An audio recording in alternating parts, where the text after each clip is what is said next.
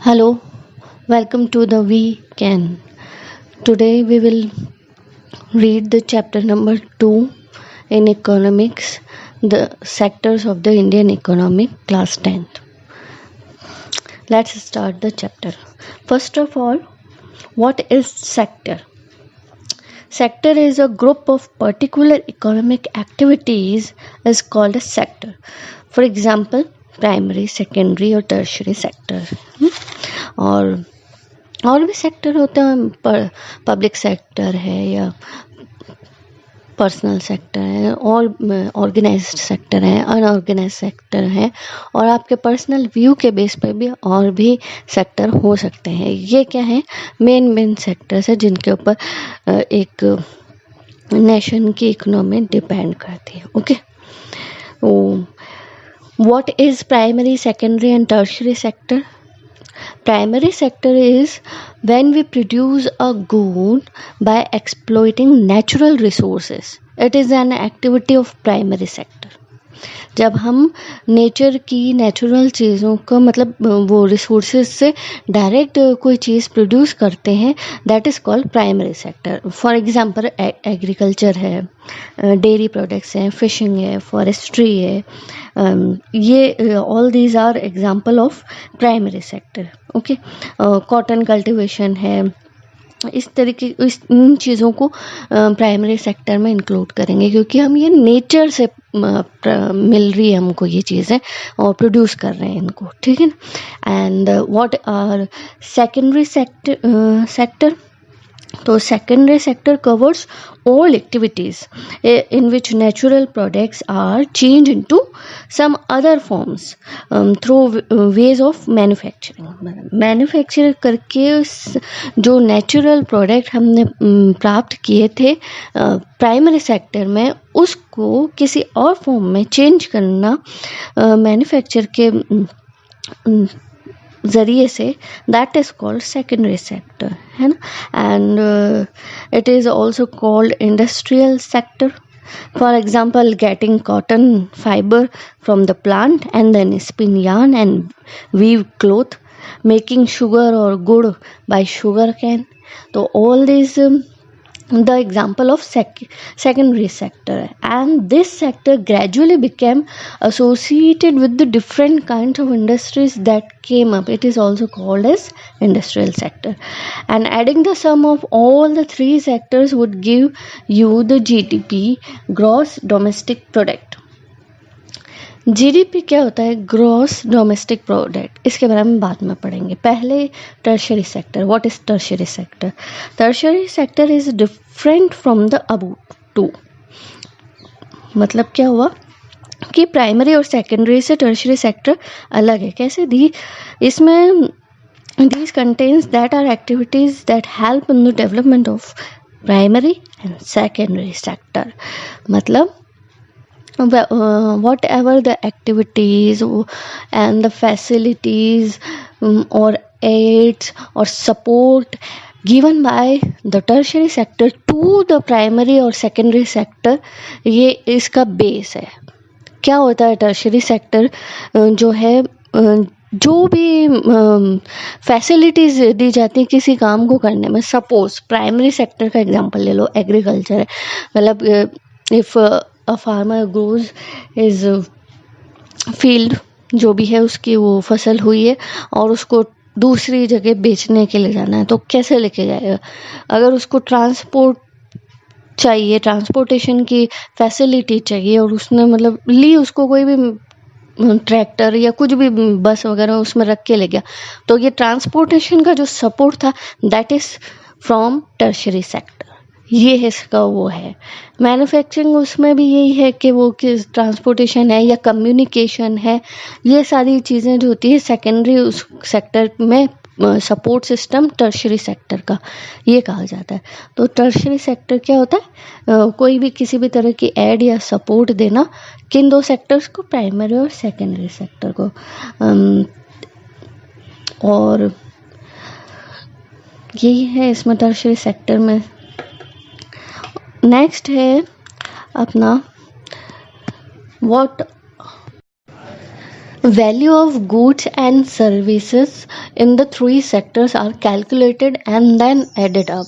मतलब ये है कि मतलब जितने भी प्रोडक्ट जो हैं पूरे in a particular year they produce, तो कोई भी चीज़ एक ही बार ऐड होनी चाहिए, बार बार ऐड नहीं होनी चाहिए. जब हम टोटल जीडीपी या वो निकालते हैं इकोनॉमिक के रेट, तो उसमें कोई भी चीज़ एक बार ऐड होनी चाहिए. फॉर एग्जांपल एक फार्मर है, उन्होंने he grows cotton and sells it to the textile industry, and now the textile industry makes it into a shirt, adds buttons and thread and sells it on a higher rate. तो जो manufacturing company में buttons और thread लगे, उसमें वो shirt जो बना वो तो उसी कॉटन का बना, और जो कॉटन फार्मर ने सेल करी थी और ग्रो करी थी, मतलब ये जो कॉटन है और वो शर्ट की फॉर्म में दोबारा यूज़ हुआ है. तो ऐसा नहीं होना चाहिए, कोई भी एक चीज़, एक मटेरियल एक ही बार ऐड होना चाहिए. ये इसका रूल होता है. कोई भी चीज़ एक बार रूल ऐड होनी चाहिए, ताकि जो फाइनल रेट निकलती है values of goods and services वो सही निकले, एक्यूरेट निकले. ठीक है. तो ये सारे इनको क्या कहते हैं, जो जैसे समझ लो ये कॉटन है जो शुरू से फर्स्ट स्टेप से और लास्ट स्टेप जहाँ शर्ट जो है कंज्यूमर को मिल रहा है वहाँ तक ये कंटिन्यू चल रही है. तो what are this called? Intermediate goods. ये इंटरमीडिएट गुड्स कहलाते हैं. लेकिन जो फाइनल रेट वही होती है जिस पे जैसे हम जिस रेट पे शर्ट को खरीद के लाए, वो उस गुड्स की फाइनल रेट है ना, उसे ही मानना चाहिए. तो the value of final goods already includes the value of the all intermediate goods that are used in making the final good. यानी उसको बनाने के लिए जितने भी गुड्स यूज़ किए गए हैं, जिनको इंटरमीडिएट गुड्स कहते हैं, वो सब उसकी फाइनल जो वैल्यू है उसमें ऐड हो चुके हैं. और किसी भी इंटरमीडिएट गुड्स को एक ही बार यूज़ करना है, बार बार यूज़ नहीं करना है. ठीक है. ये इसका मेन वो है कि कैसे निकालते हैं value of goods and services in the three sectors. लेकिन ये थ्री सेक्टर्स की ही मिलकर जो है परफॉर्मेंस है या प्रोडक्शन है, उससे ही हमारी जीडीपी बनती है. Like GDP is gross domestic product, जिसमें primary sectors plus secondary sector plus tertiary sector equals to GDP. और what is GDP? GDP shows how the big economy is, economy कितनी बड़ी है. और in the reference of India there are मतलब various production activities in primary, secondary and tertiary sectors, and produce a large number of goods and services and employ a large number of people. Lekin when we go into detail, so the data of India for the last 40 years shows what? That while goods and services produced in the tertiary sector contribute to the most to GDP, but the employment ratio remains high in the primary sector. क्या समझे कि जो last 40 years में जो भी India का data है वो क्या शो कर रहा है कि जो जीडीपी में जो कंट्रीब्यूशन है वो टर्शरी सेक्टर का ज़्यादा है, और एम्प्लॉयमेंट की रेट प्राइमरी सेक्टर में ज़्यादा है. सरप्राइजिंगली सपोज एग्रीकल्चर में जो है most of the 50% people of our country busy in working in primary sector, जहाँ ज़रूरत नहीं है उसमें भी. तो ये जो है ये बताता है कि लास्ट 40 इयर्स में importance of tertiary sector. Like in any country, 3 or several services which are required, hospitals, educational institutes and telegraph service, police stations, etc. And the development of agriculture and industry leads to the development of services like transport, storage, trade. And due to the demand and income levels, there is rise in demand for more services. जितनी ज़्यादा वहाँ हमारे को facilities की वो आदत होती जा रही है, तो उतनी ज़्यादा हम उसकी डिमांड कर रहे हैं, यानी हम टर्शरी सेक्टर की सर्विसेज की डिमांड कर रहे हैं इनडायरेक्ट वे में, ये कह रही हूँ। New services based on information technology and communication have become important and essential for our life. तो क्या हुआ, फिर से डिमांड किसकी हुई, टर्शरी सेक्टर की। लेकिन नंबर ऑफ पीपल्स किस में ज़्यादा है, प्राइमरी सेक्टर में। तो ये जो है बताता है कि इतनी इम्पोर्टेंस टर्शरी सेक्टर की ग्रोइंग डे बाय डे। ठीक है, all services sectors are not growing equally, और ऐसा हो भी नहीं सकता। ठीक है, there are not enough job opportunities in the secondary and tertiary sector, लेकिन होनी चाहिए, इतनी है नहीं जॉब अपॉर्चुनिटीज, होनी चाहिए। मतलब more than half of the workers in the country busy है प्राइमरी सेक्टर में, स्पेशली इन एग्रीकल्चर। तो और जबकि एग्रीकल्चर का contribution in the GDP is only 1/4 and the secondary and tertiary sector contribute 3/4 of the produce. तो ये किसके लिए, मतलब एम्प्लॉयमेंट में ज़्यादा होना चाहिए, सेकेंडरी और टर्शरी सेक्टर के लिए ज़्यादा होना चाहिए। तो इस वजह से क्या बढ़ रहा है, अंडर एम्प्लॉयमेंट और डिसगाइज्ड एम्प्लॉयमेंट। ठीक है, what is underemployment and disguised employment? When more people are working than is needed, this situation is called underemployment or disguised employment. Okay, मतलब it is a type of hidden unemployment where people seem to be working but they do not contribute to the actual production. समझे? For example, एक family के 15 लोग हैं, उनकी एक छोटी सी दुकान है 6x6 की, ज़्यादा चल भी नहीं रही है। उस पर दादाजी भी बैठ रहे हैं, उनके चारों बच्चे भी बैठ रहे हैं, और उनके बच्चे भी, छुट्टियां हो गई गर्मी की, कुछ समझ में नहीं आ रहा क्या करें, कोई जॉब मिल नहीं रहा है, तो वो भी उसी दुकान पर बैठ रहे हैं। 15 जने एक ही दुकान पर बैठ रहे हैं। तो this is called under employment और डिसगाइज्ड एम्प्लॉयमेंट। क्यों? क्योंकि 15 जने बैठेंगे तो भी दुकान पे जो सेलिंग हो रही है वो पावर तो उतनी ही रहेगी, पैसे तो उतने ही आ रहे। तो क्या हुआ, इतने लोगों के बैठने से कोई प्रॉफिट तो हुआ नहीं कि कोई प्रोडक्शन बढ़ा है, वो तो जो सेलिंग है अमाउंट वो तो उतना ही रहा, है ना। और यही इसमें से 5 लोग उस शॉप पे बैठे हैं और बाकी के 10 लोग जो है वो एम्प्लॉयमेंट के लिए कहीं भी जाए, दूसरी जगह काम ढूंढे। तो क्या हुआ, इनकम बढ़ रही है ना। तो ये है, एक ही जगह पर जहाँ ज़रूरत नहीं है वहाँ पर इतने सारे लोगों को एम्प्लॉयमेंट के लिए छोड़ देना, कि ऐसा दिख रहा है कि वो काम कर रहे हैं लेकिन वो कोई उनका डायरेक्ट कंट्रीब्यूशन नहीं है प्रोडक्शन में। That is called under employment और डिसगाइज्ड एम्प्लॉयमेंट। इसके भी एग्जाम्पल हैं जो मैंने आपको एग्जाम्पल दिया, अर्बन एरिया में है, लाइक और भी है अर्बन एरिया में, मतलब thousands of casual workers in the service sector who search for daily employment, and many of them don't find work every day. There are many others like rickshaw pullers or cart pushers on the street selling something where they may spend the whole day, पूरा दिन वो वहीं ठेला चलाते हैं या जो कुछ भी रिक्शा खींचते हैं, and but they earn very little, पैसे बहुत कम कमा पाते हैं। तो ये क्या हुआ, अंडर एम्प्लॉयमेंट और disguised employment in urban areas. Just like this, in rural areas, all the family members work in the same field. This means that even if we remove a lot of people from agricultural sector and provide them work somewhere else, the agriculture production will not be affected. मतलब ये सारी family के लोग एक ही खेत पे काम कर रहे हैं, सब मिलकर, मतलब टाइम वेस्ट हो रहा है क्योंकि उनके बचे हुए लोगों के हटाने से प्रोडक्शन पे कोई असर नहीं पड़ रहा है। इसका मतलब ये है कि ये अंडर एम्प्लॉयमेंट है, ये डिसगाइज्ड एम्प्लॉयमेंट है, ये इसकी वो है की पॉइंट। अब सपोज ये लास्ट उसमें हमने एग्जांपल दिया कि किस तरीके से इनको क्या कर सकते हैं कि इनको एग्रीकल्चर सेक्टर से हटाकर इनके लिए we can provide them some other work, like for this our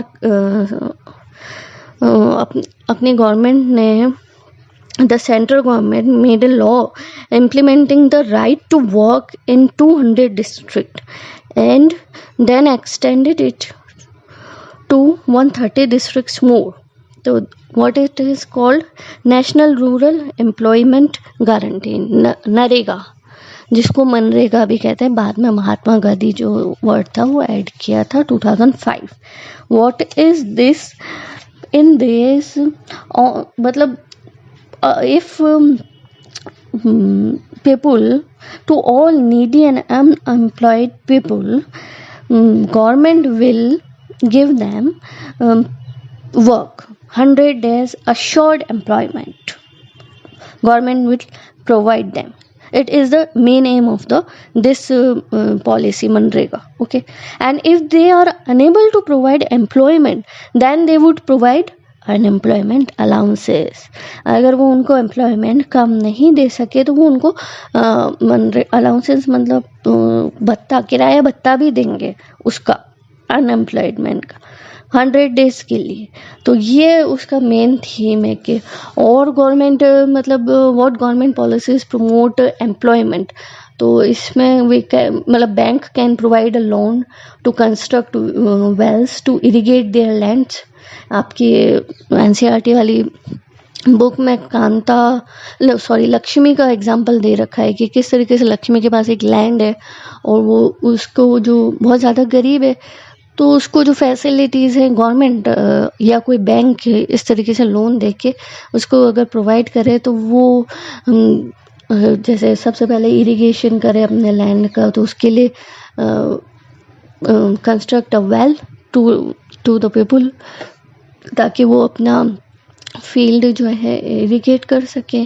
फिर जो मतलब शुरू से जो काम होगा तो फिर इरिगेशन हो, चाहे वो फर्टिलाइजेशन हो, चाहे वो हार्वेस्टिंग हो, जो कुछ भी हो, तो पूरे प्रोसेस में अकेली, जैसे कोई भी किसान है, फार्मर है, आपके एग्जांपल लक्ष्मी का दे रखा है, ये लक्ष्मी फिर अकेला तो सारा काम नहीं करेगी ना, उसके फैमिली के और 2-3-4 लोगों को काम मिलेगा।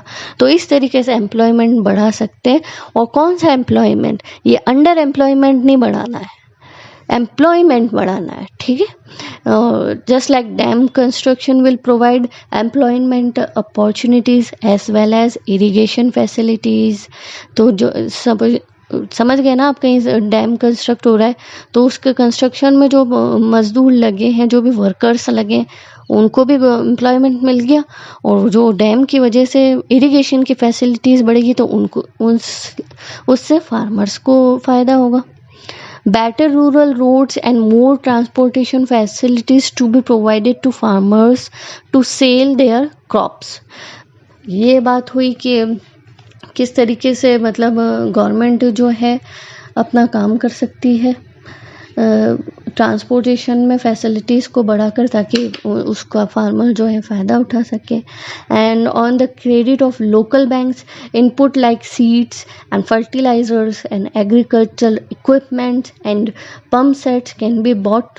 जो बैंक है, लोकल बैंक है, वो गरीब जो है फार्मर है उनकी मदद करे, क्योंकि वो तो गरीब है, तो वो ये सब कहाँ से फैसिलिटीज़ अफोर्ड करेंगे। तो उनके लिए इस तरीके के लोन्स करें, क्योंकि एक सिर्फ लैंड और इरिगेशन से जो है प्रमोट नहीं हो सकता है एम्प्लॉयमेंट। उसके लिए और क्या चाहिए? सीड्स चाहिए, फर्टिलाइजर्स चाहिए, एग्रीकल्चर इक्विपमेंट चाहिए। तो ये सब गवर्नमेंट की तरफ से अगर सप्लाई हो जाए, सपोर्ट हो जाए तो फार्मर्स अच्छा कर सकते हैं। Government can promote and locate industries in the semi rural areas to generate employment and mills like dal mill है, कोल्ड स्टोरेज है, हनी कलेक्शन सेंटर्स हैं, प्रोसेसिंग ऑफ वेजिटेबल्स है।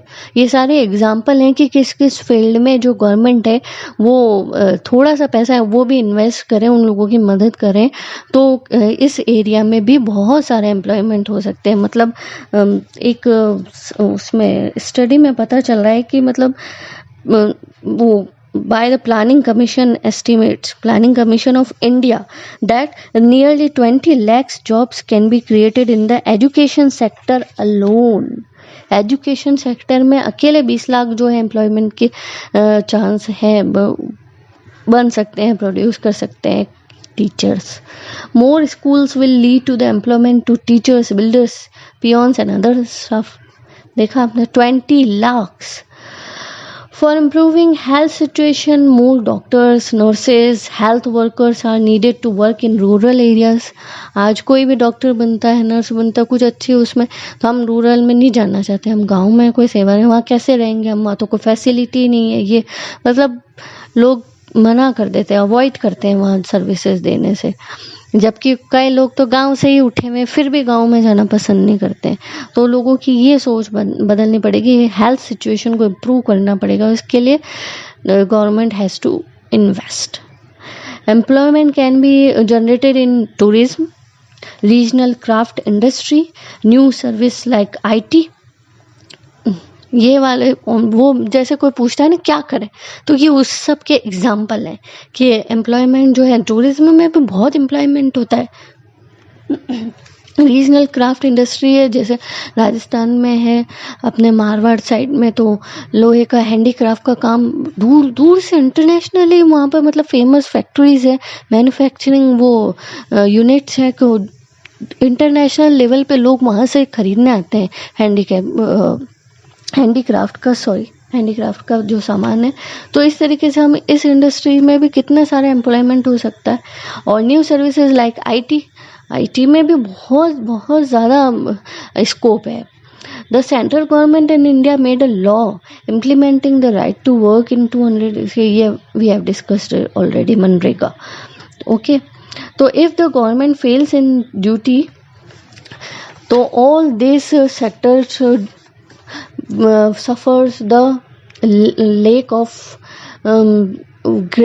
good worker. गवर्नमेंट की जो इन्वेस्ट करने की पॉलिसी है, अगर वो इस तरीके से चेंज नहीं करेंगे तो जो सारी इंडस्ट्री है, सारे यूनिट्स हैं, मैन्युफैक्चरिंग सेक्टर है, वो इस सब को फेस कर रहे हैं। तो गवर्नमेंट को इस बारे में सोचना चाहिए। Next division of sectors is based on organised sector and unorganised sector. What's in this organised sectors? In this the terms of employment are regular. ठीक है, मतलब जहाँ पे लोगों की जो है जॉब है वो फिक्स है, उनको अश्योर्ड मतलब सर्विस करते हैं वो, वहाँ पर उन्हें कोई भी वो नहीं है। People have assured work and regular work in terms of employment. ठीक है, और small and scattered units which are largely outside the control of the government is called unorganized sector, and in this the terms of employment are not regular and people do not have any security of work. This is the main difference between organized sector and unorganized sector. क्या हुआ मतलब organise sectors में people follow rules and regulation. For example factory act, minimum wages act, gratuity act, वो मतलब जो retire होंगे तो उनको पैसे मिलते हैं ग्रेचुटी के, उनको पेंशन मिलेगी पूरी ज़िंदगी, उनको कई तरीके के अलाउंसेस मिलते हैं। तो ये सारी जो है ये है अश्योर्ड वर्क में आती है, ऑर्गेनाइज सेक्टर में आती है। And employees register themself with the government उनको ज्वाइनिंग पे एक सर्टिफिकेट दे दे, yes he is our worker.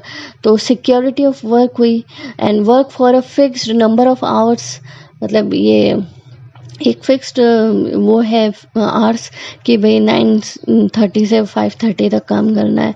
And if work more than paid over time, अगर ज़्यादा काम किया है तो ज़्यादा पैसे मिलेंगे, उस सब की गारंटी होती है, फिक्स होता है। और इवन दो उनको मतलब पेड लीव मिलती है, मतलब सपोज संडे को काम नहीं करते हैं तो भी उन्हें गवर्नमेंट जो है पे करती है। तो get benefits like paid leave, payment during holidays, provident fund, gratuity, यानी उन्हें जो है मेडिकल लीव मिल सकती है, और भी बहुत तरह की लीव होती है, वो भी उन्हें हॉलीडेज में काफ़ी तरह का एग्जम्पशन मिलता है। तो get medical benefits, drinking water, safe working environment. तो ये सारे जो है क्वालिटीज़ है ऑर्गेनाइज सेक्टर की। इसी तरीके से अनऑर्गेनाइज सेक्टर को अगर हम कंपेयर करें तो उसमें क्या होता है, पहली बात तो ये कि स्मॉल स्कैटर्ड यूनिट्स होते हैं जो कि कंट्रोल से किसके बाहर होते हैं, गवर्नमेंट के। And rules and regulations not followed by private companies as they are owner. तो वो अपनी मर्जी जो चलती है वही करते हैं. ज़रूरी नहीं गवर्नमेंट उन्हें कुछ भी फोर्स नहीं कर सकती करने के लिए. उनके अपने रूल्स एंड रेगुलेशन होते हैं and their workers have to follow them. And jobs are low paid and often not regular. मतलब कभी भी किसी भी इंसान को if they are no needs in work in any kind of season, किसी सीजन में लोगों की ज़रूरत नहीं तो दे कैन इजीली से no need to come tomorrow from tomorrow, ये भी कह सकते हैं. तो no provision for overtime, paid leave है ही नहीं, और हॉलीडेज की इतनी वो है ही नहीं, लेते ही कटेगा. और लीव ड्यू टू सिकनेस, इस सब की मतलब कोई इतनी फैसिलिटी नहीं है. And employment is not secure. ये सबसे बड़ी बात है कि इसमें सिक्योरिटी नहीं है, कभी भी जॉब जा सकता है. And they may be told to leave the job any time. Lot of them are employed on their own doing small jobs. तो ये है ऑर्गेनाइज्ड और अनऑर्गेनाइज सेक्टर. ऑर्गेनाइज सेक्टर में जो है गवर्नमेंट के पूरे रूल्स एंड रेगुलेशन चलते हैं, और अनऑर्गेनाइज सेक्टर में जो है गवर्नमेंट किसी भी तरीके से प्राइवेट उनको फोर्स नहीं कर सकती, उनके अपने रूल्स एंड रेगुलेशंस है. एंड जो अनऑर्गेनाइज सेक्टर्स के वर्कर्स हैं they have to follow their rules, not government's rule. और इनमें जो है वर्क है या फाइनेंशियल अश्योरिटी है, इसमें जॉब की और फाइनेंशियल कोई अश्योरिटी नहीं है. This is the main difference between organised and unorganised sector. And how to protect the unorganised sector, अब ये बात आती है. इसके 3 ways हैं how to protect the unorganized sector. First of all, in rural areas, and vulnerable people are landless agriculture laborers, small and marginal farmers, and sharecroppers and other artisans, weavers like carpenters. ये जो है rural areas में unorganised sector में आते हैं. ये जो मैंने आपको example the.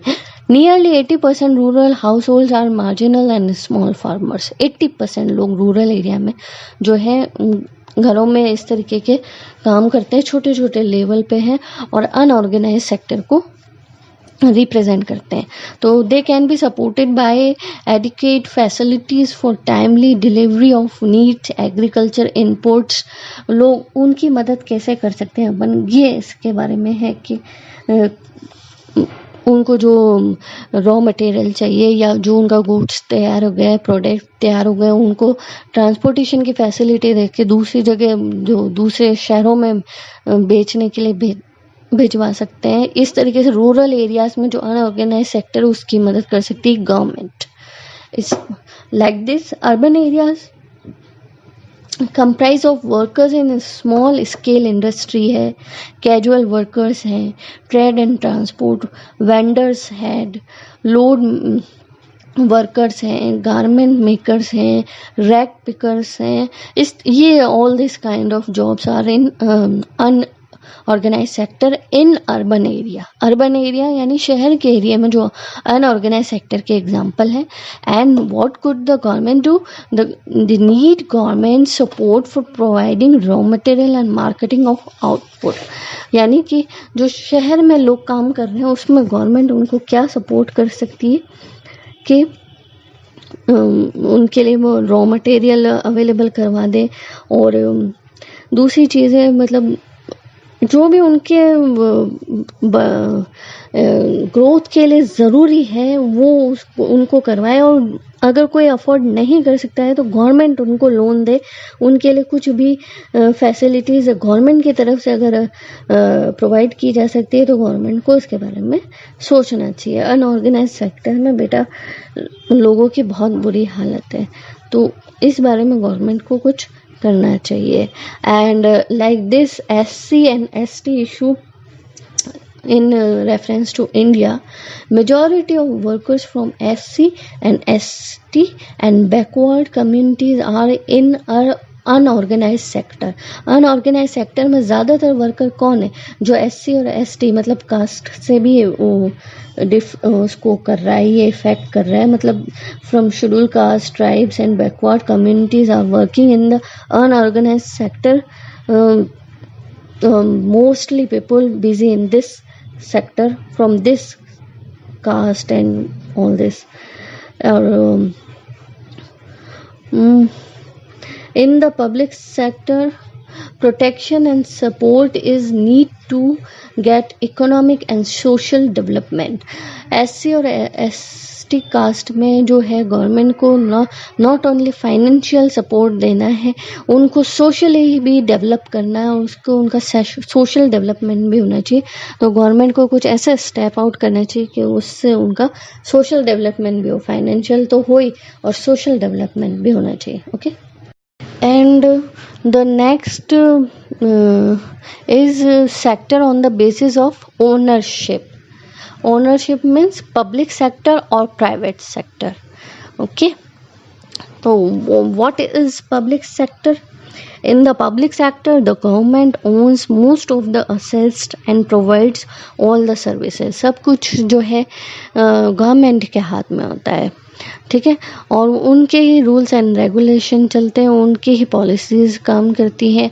They recruit the people and workers and they decide their wages and all these things, like for example railways है, post office है, और भी जो भी government services है, this include in this public sector and mean for social benefit. Of course अगर government ने उनको paid कर दिया है, like जो डॉक्टर्स हैं, आपको पता हो कि एम्स के जो डॉक्टर हैं वो बाहर प्राइवेट जो है प्रैक्टिस नहीं कर सकते, उनको गवर्नमेंट ने ऑलरेडी इतना पेड कर दिया, अब उनके ऊपर बैन है, मतलब वो प्राइवेट प्रैक्टिस नहीं कर सकते. जैसे अपने यहाँ जो डॉक्टर्स होते हैं वो हॉस्पिटल में भी देखते हो, शाम को घर पे भी देखते, विजिट होती है ना.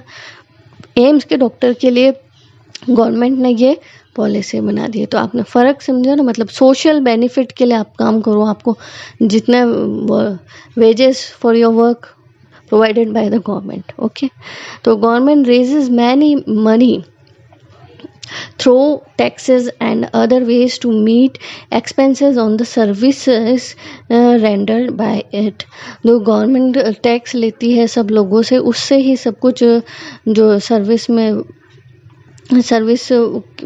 जो पीपल है उनके लोगों के खर्चे उठाने के लिए जो पैसे हैं वो गवर्नमेंट टैक्सेस के थ्रू कलेक्ट करती है. And government provide subsidiaries and bear part of the cost to support industries, and government must spend on provision of health and educational facilities. यानी गवर्नमेंट को इस तरीके की पॉलिसीज़ बनानी चाहिए जिससे अपने पॉपुलेशन का ज़्यादा से ज़्यादा हिस्सा जो है हेल्दी रहे, हेल्दी लाइफ स्टाइल रहे, एजुकेशनल फैसिलिटीज़ होंगी, पढ़े लिखे लोग होंगे तो उससे हमें ही फ़ायदा होगा. मतलब जैसे the infant mortality rate of Odisha is 67 and Madhya Pradesh rate is 62, is higher than some of the poorest country of the world. किसी की मतलब पुअरेस्ट कंट्री से ज़्यादा है हमारे एक स्टेट की द इन्फेंट मोर्टेलिटी रेट. हमने लास्ट चैप्टर में पढ़ा था what is infant mortality rate. मतलब अफ्रीका में कई ऐसी कंट्रीज़ हैं जिससे ये ज़्यादा है, कंट्री से ज़्यादा है अपने एक स्टेट की. तो इसका क्या मतलब हुआ है, मतलब in India nearly half of the children are malnourished and quarter of them are critically ill.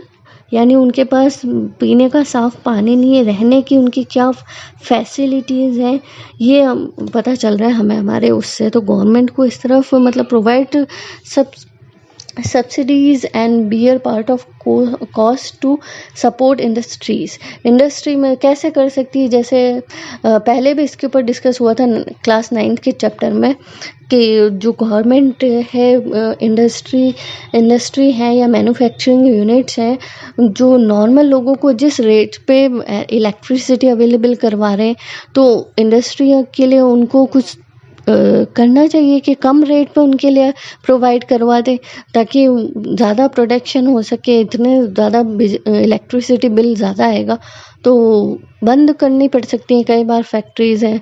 तो ये जो है गवर्नमेंट की तरफ से फैसिलिटीज़ होनी चाहिए पब्लिक सेक्टर में. And what about private sector? Ownership of assets and delivery of services is in the hands of private individuals like Tata है, लाइक ये कोई भी प्राइवेट कंपनी है, रिलायंस है, कुछ भी जो भी प्राइवेट कंपनीज हैं वो उनके हाथ में सारी ओनरशिप है, सारे रूल्स एंड रेगुलेशन उनके हिसाब से सब काम चलेगा. That is called private sector.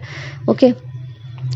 And what are their motive? Their motive is to earn profit, only to earn profit. उनको कोई मतलब नहीं है कि सोशल बेनिफिट क्या हो रहा है, क्या ग्रोथ है, कुछ भी नहीं. Earn profit. To get services we have to pay money. कई बार ऐसा होता है लोगों से काम भी करवा लेते हैं, पैसे नहीं देते हैं या कम पैसों में काम करवा लेते हैं. तो इस सब को लेकर भी गवर्नमेंट को पॉलिसीज बनाने चाहिए कि rather you have private companies और industries but you have to follow the rules of government like this. यानी वहाँ के जो प्राइवेट सेक्टर के जो भी वर्कर्स हैं उनके भी राइट्स की जो प्रोटेक्शन देने के लिए कुछ ऐसे पॉलिसीज़ होनी चाहिए, रूल्स होने चाहिए. And is enable to provide several things needed by the people at reasonable rates. लोगों को रीज़नेबल रेट पे चीज़ें अवेलेबल नहीं हो पा रही. तो इस तरीके से ये पूरे चैप्टर का यही हुआ. लेकिन ये बात याद रखिएगा कि ऐसा नहीं होता है कि टर्शरी सेक्टर की रिक्वायरमेंट ज़्यादा हो रही है, डिमांड ज़्यादा हो रही है तो प्राइमरी सेक्टर. ये सिर्फ वो अंडर एम्प्लॉयमेंट और डिसगाइज्ड के लिए था कि मोस्ट ऑफ द पीपल जितनी ज़रूरत नहीं है उससे ज़्यादा लोग एग्रीकल्चर में बिजी हैं. तो अगर इतने लोग जैसे सपोज 50% लोग लगे हुए हैं उसमें से 10% लोग निकाल दें अपन उनको किसी और फील्ड में सेक्टर में एम्प्लॉयमेंट करें तो भी एग्रीकल्चर के प्रोडक्शन पे कोई असर नहीं पड़ रहा है, ये कहना चाह रहे हैं. जबकि ये जो तीनों सेक्टर है इंटर इंडिपेंडेंट है. कोई भी ऐसा सेक्टर नहीं कह सकता कि हमें इसकी ज़रूरत नहीं है. सपोज सेकेंडरी सेक्टर है उसमें कोई शुगर मिल है, गुड़ बनाने की मिल है, और प्राइमरी सेक्टर से रिलेटेड एग्रीकल्चर से रिलेटेड फार्मर अगर मना कर दे कि मैं शुगर केन नहीं बेचूंगा, नहीं दूंगा, किसी भी सपोज कोई मिल है उसको देने से मना कर दे, तो क्या वो मिल चल सकती? नहीं चल सकती. उस मिल को बंद करना पड़ेगा. तो all these sectors are interdependent, एक दूसरे पर डिपेंड करते हैं डायरेक्टली और इनडायरेक्ट वे में, कहीं ना कहीं एक दूसरे को सपोर्ट करते हैं. बस ये है कि इसका इक्वली वो ग्रोथ और इक्वली बाइफिकेट तो देखो हम नहीं कर सकते हैं क्योंकि सबका अपना अपना रोल होता है. क्या वहाँ पे एजुकेशन की फैसिलिटीज़ हैं, जैसे लास्ट चैप्टर में हमने पढ़ा था कि केरल में एजुकेशनल फैसिलिटीज़ ज़्यादा हैं पर पंजाब में पर कैपिटा इनकम ज़्यादा थी. तो हम इक्वली तो बाइफिकेट नहीं कर सकते, लेकिन इतना भी ज़्यादा नहीं होना चाहिए डिसबैलेंस कि वो हमारी ग्रोथ को जैसे डिसगाइज्ड एम्प्लॉयमेंट को बढ़ाए. ये किसी भी देश की इकोनॉमिक के लिए बहुत डेंजरस कंडीशन होती है अगर अंडर एम्प्लॉयमेंट और डिसगाइज्ड एम्प्लॉयमेंट बनता है तो. ठीक है. तो इस सब के लिए भी वही बेसिक वो आ जाता है कि गवर्नमेंट को जो है government needs to pay attention on availability of safe drinking water और हाउसिंग फैसिलिटीज़ और फूड और एजुकेशन, न्यूट्रिशन. मतलब पुअर पीपल जो है उनके लिए गवर्नमेंट को काम करना पड़ेगा. उसका इनडायरेक्ट इफेक्ट आएगा ही आएगा इकोनॉमिक पे. ये इस चैप्टर के की पॉइंट्स थे. Okay, hope you understand.